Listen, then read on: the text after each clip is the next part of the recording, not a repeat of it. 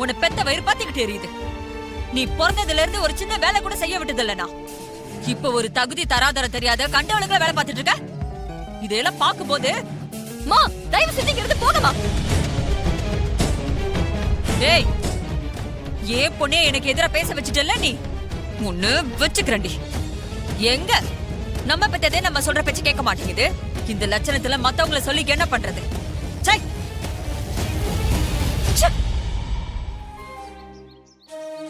எங்க அம்மா ஏன் தான் உன் விஷயத்துல இப்படி நடந்துக்கிறாங்கன்னே தெரியல மகா.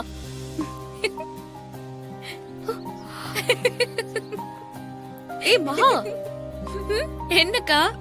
நீ அம்மா திட்டினதுக்கு அழுவானு நினைச்ச. நீ என்னடா நான் சிரிச்சுக்கிட்டு இருக்க?